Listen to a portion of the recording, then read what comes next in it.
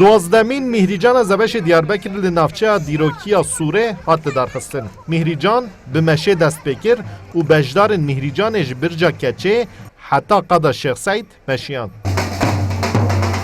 Qada Şêx Seîd îsal mazûvaniya Mihricanê kir û hemû çalakî li qadê hatin lidarxistin.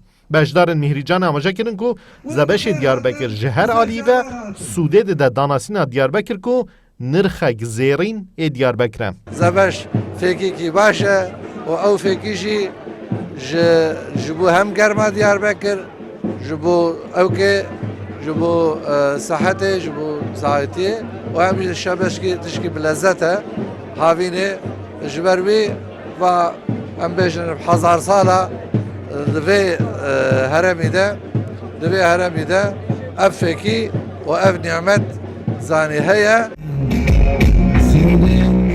Di duwazdemîn Mihrican Zebeşê Diyarbekir de pêşbaziya herî zêde dihat mereqkirin pêşbaziya zebeşê herî giran bû. Îsal zebeşê herî giran ê Mihricanê 51 kilo û 400 gram bû ku ev xelat ji aliyê jinek cotkar ve hat bi destxistin. Doğal güzelliklerimiz var.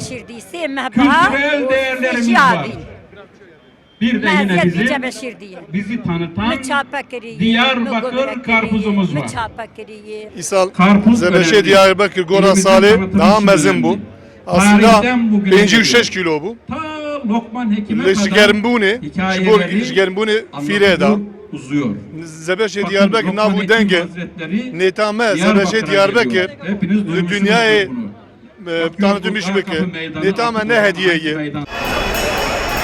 Di Mihrican Balkêş de pêşbaziyên rengîn hatin lidarxistin. Di Mihricanê de pêşbaziyên wek lezxwarina zebeşan, gindirandina zebeşan, bebikên di nava qaşilê zebeşan de bala walatiyan kêşandin. Di Mihrijana şeşemîn a Zebeşê Diyarbekir de zebeşê herî giran 29 kilo û 700 gram bû. Di Mihrijana îsal de zebeşê herî giran 51 kilo û 400 gram e. û her ku diçe Zebeşê Diyarbekir mazintir û girtir dibe. Mayrüksel, Kurdistan 24, Diyarbekir.